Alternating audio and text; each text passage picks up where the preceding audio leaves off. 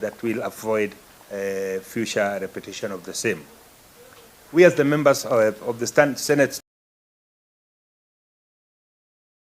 of the Seven Forks Dam used by KenGen to generate electricity in the country due to the ongoing heavy rains. We want to begin by tendering our condolences to all the families that have lost loved ones during this period.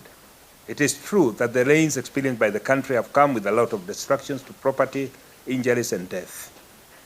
The Seven Forks Dams, located in the lower Tana region of the eastern part of Kenya, have been known for power generation by Kenya Electricity Generating Company, KenGen. The 5 dams were constructed on the site to generate a total of 599 megawatts of electricity in a span of 20 years.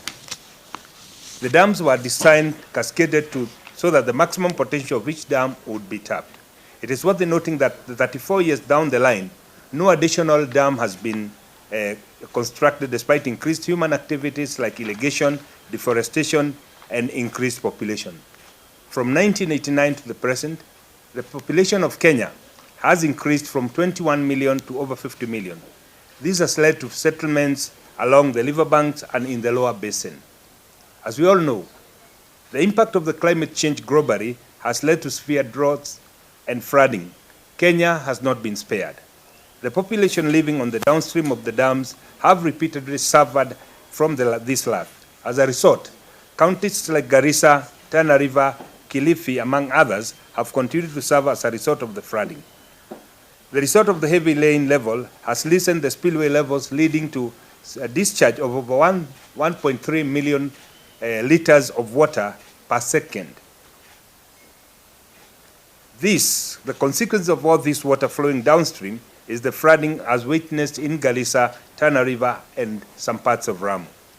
The committee conducted a damage assessment inspection and ascertained that indeed the massive destruction from the flooding of farms, settlements, and washing away of vital infrastructure caused by the river breaking its dam had occurred in Garissa.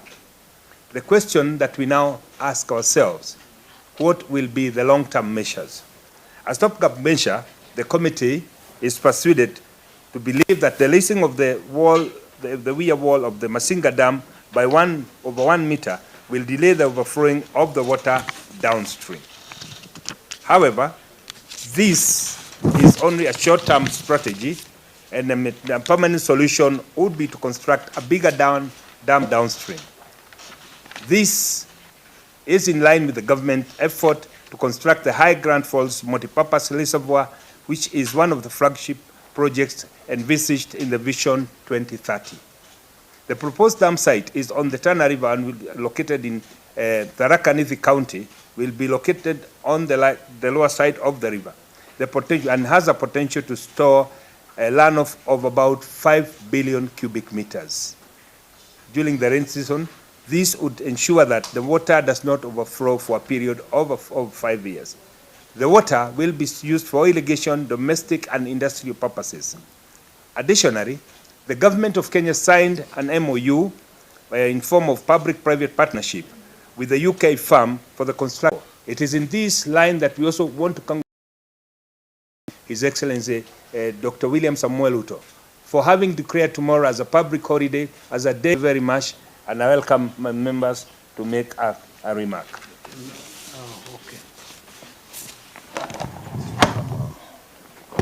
Ama tuondoke tukae hapo hivi so that you don't push the gadgets away.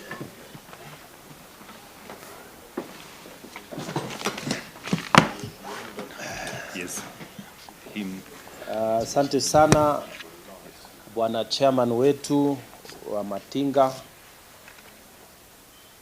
Mimi ni mmoja wa wanakamati wa Senate, kamati ya kudumu ya Kawi. Na pia ni mmoja wale maseneta ambao tumetoka sehemu ambayo imeathirika sana na mafuriko haya. Na sio mara ya kwanza, sio mara ya pili. Kwa hivyo nataka kujiunga mkono na wenzangu hapa kusema ya kwamba lazima tutafute suluhisho la kudumu. na suluhisho la kudumu ni kwamba serikali itafute pesa ya kuweka damu mpya, ukingo mpya wa maji.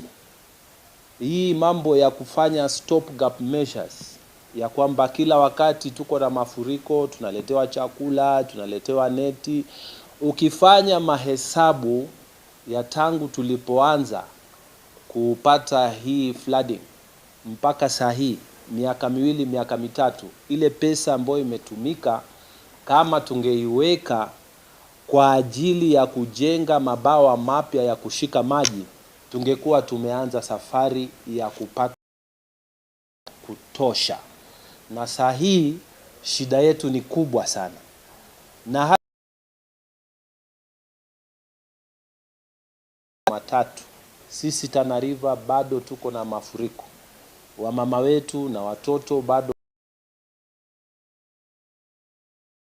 hatujui itakuwa namna gani. Kwa hivyo tunasema ya kwamba hata kwa mambo ya elimu tunataka usaidizi wa haraka, shule zetu zijengwe haraka, na hata ile pesa ambayo ilitangazwa kwa ajili ya watu wa Nairobi, shilingi 10,000 kwa kila nyumba, tunataka nayo iende kwa county kama Tana River ambayo ilipata shida.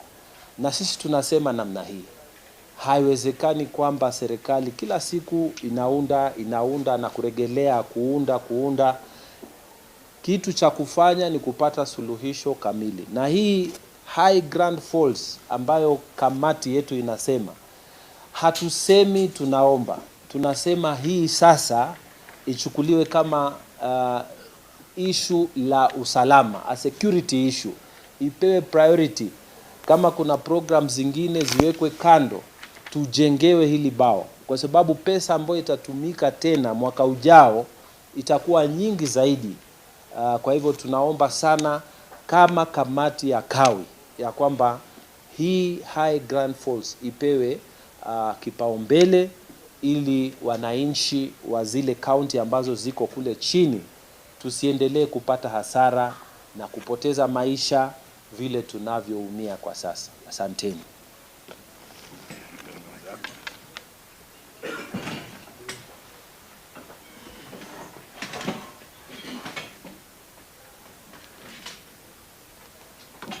Yeah, thank you. My name is Aruburu Oginga. I'm a senator for Siaya County and a member of the Energy Committee. I also want to add my voice to my colleagues who have spoken and our chairman who has talked about solution to this perennial problem of flooding of the Lower Tana. But this is not only in Lower Tana. This is in several other parts of the country, including Nyando River. Now and then. I would like to say here that the successive governments have neglected the permanent solution to this problem. And it is known, the solution to these problems are well known. First of all, the dams in these Seven Fork dams was constructed in 1968, and their lifespan could not have been forever. Their lifespan was there, and the only way to sustain them is to desilt them. That is to do maintenance. Anything, if you don't maintain, if you don't desilt dams, just like roads, if you don't repair them, if you don't maintain them, they will deteriorate. And that is why these dams fill very fast, because of silting. There is a lot of silting in them. Even if we construct the bigger dam downstream, which is planned, we must allocate money to maintain these dams so that these dams are sustainable. They can continue to. The one of Nyando is very serious. Every year, the government says, successive governments, they come in and say that there's a dam called Soin Dam, which is supposed to be constructed. It is never constructed. The high dams, the dikes downstream are supposed to be built. They are built halfway, just given half-assed treatment, and yet when these floods come this year, it is treated as emergency, and food is given, blankets and medicines are given to people, and then the floods go, the waters subside, they go down, then the government goes back to slumber again. They wait again until next year again. It comes, emergency, let us mobilize. Then again it comes back. The same year in, year out, year in, year out. Forever people are suffering, people are dying, their properties are being destroyed, and it is the same thing every year in, year out.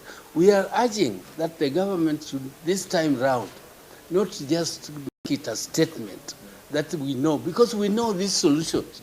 These solutions, there should now be concrete plan to construct that dam downstream, Tana River. Let us also construct the Soin Dam. I know the World Bank was ready to provide money. If one source is not providing money, let us go to another one. If we go to China, go wherever, we can get the money to do this dams so that we have a permanent solution to the problem of flooding. We don't want to be crying every year, every now and then, and our people are dying. Thank you. Okay.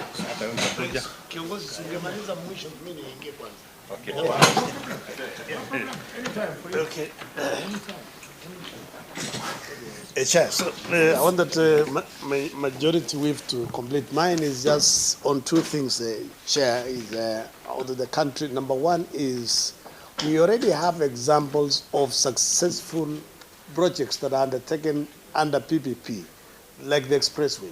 And what they had planned to collect in a year, they have exceeded under 6 months. So we are proposing to the Energy Committee that the government of Kenya, the Kenya Kwanza government, which we know our president is committed and is willing to assist our people, is to sign quickly the government and Kenya Power and the ministry move in quickly so that we have the power purchase agreement. 700 megawatts is a huge potential. It is basically equivalent saying they move in quickly, they sign, so that also the cost of power. And finally, with the construction of High Grand Falls Dam, basically it means our people on the lower side of Tana River, Kilifi, and Lamu, we are going to sort out food security because we are going to do irrigation on the lower side. So basically, government is going to do two things. Food security will be guaranteed because of irrigation. Number two, the cost of power.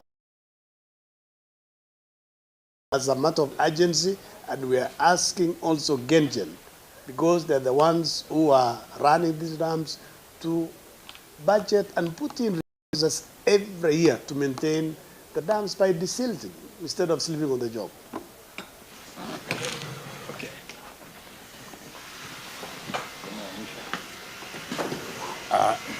Thank you very much. I agree with all that my colleagues have said. The only thing I want to add is the issue of governance. I think there is, I'm afraid, the possibility in government who benefit from this corruption must be addressed, because if indeed there were no people benefiting, how come that is only 3 years ago when we lost Kenyans due to the bursting of Solai Dam, the same area in Naivasha, you saw the problem that took place this time round. We need to see more of the ministers. It looks as if they have left it to be only the president's responsibility. They merely follow him. We would like the responsible minister and the technocrats in his ministry to sit down and draw a policy, national policy, to address the issue of floods. What will work on Tana River applies to Nyando River, applies to Nzoia River, and all other rivers. Since we know that we are still not having enough electricity, increasing the number of dams is of multiple benefit. We are going to see it this year. There'll be this hyped activity, and when rain comes again after 1 year or 2 years, it will be another cycle. This must be addressed as a national policy that should receive the full backing, and we are ready as Parliament to support the government in terms of providing the funds to ensure that this is prioritized. Thank you very much. Thank you very much. Okay, thank you very much. Pengine wako na maswali, Bwana Chairman. Maybe, yeah, if there are some questions from you, we can take them.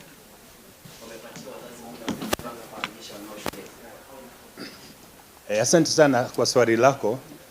Ningetaka kwanza kusema ni kumaanisha kwamba tulikuwa yale yote yangetakikana yatimizwe tulikuwa tumeyatimiza. Ni vizuri ambako wakati tunaongea haya maneno tujue kwamba hii mvua imeathiri sehemu tofauti kitofauti. Hivyo ni kumaanisha kwamba kuna sehemu zingine ambazo hazijaathirika. Kama mimi ningelikuwa ambaye mtu anahusika kwenye hii idara ya elimu, ningetofautisha. Kuna idara kama vile seneta wa kule Tana River amesema kule kwao kumeathirika pakubwa. Hivi ni kumaanisha mito asipitiki, itakuwa wazazi na watoto wako na shida. Kuna sehemu nyingine kama kule kaunti yetu hamna shida kwa sababu mvua imekuwa kadri. Kwa hivyo hili agizo la rais, wale watekelezaji inabidi waangalie na watofautishe sehemu ni gani kunawezekana na ni gani ya kuwezekani. Kwa hivyo ningeambia wazazi wale ambaye wametoka katika sehemu ambazo zimeathirika sana kama hivyo vile Tana River, najua mikakati imetiwa ya kuhakikisha kwamba hakuna maisha ya mtu ambaye yamehatarishwa. Lakini sehemu nyingine ambazo hakuna mvua mwingi kama ile sehemu ya kwetu Mlima Kenya, watu wanaweza rudi shule. Kwa hivyo itabidi tutofautishe sehemu zile zimeathirika. Kama Garissa tulikuwa huko kama kamati, na pale kusema kweli daraja imebebwa. Kwa hivyo hamna njia ya kupita hata kuelekea kutoka Tana River kwenda Garissa. Wale watoto wanatoka Garissa kwenda Tana River, ama wanatoka Tana River kwenda Garissa, hawana namna ya kwenda shule. Kwa hivyo hili ni jambo ambalo linahitaji utekelezaji ambao umetofautiana kulingana na hali ya pale watu wanaishi. Hapo ndipo tumesema, na nafikiri naomba hapa tueleweke, katika utekelezaji lazima kutakuwa na tofauti, maeneo tofauti ambazo zimeathirika kitofauti. Lazima tukumbushane ya kwamba kuna shule zingine ambako watu wamehamia. Kwa hivyo ni kumaanisha zile shule hazimo kwa sababu hapo ndipo watoto na wazazi wanakaa. Kwa hivyo zile shule haziko available. Wakati inafika ni kurudi utekelezaji wa hiyo amri ya rais, waangalie ni sehemu gani itawezekana, ni sehemu gani haitawezekana. Na pia kwa sababu nilikuwa pale rais akitamka yale maneno jana, alisema pia hii CDF itumike pia kurekebisha zile miungo tunajua kwamba kuna sehemu nyingi ambazo especially zile ziko na mchanga mweusi.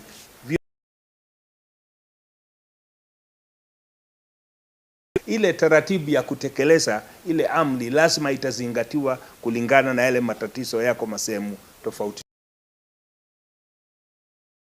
Kwa sawa? Thank you very much.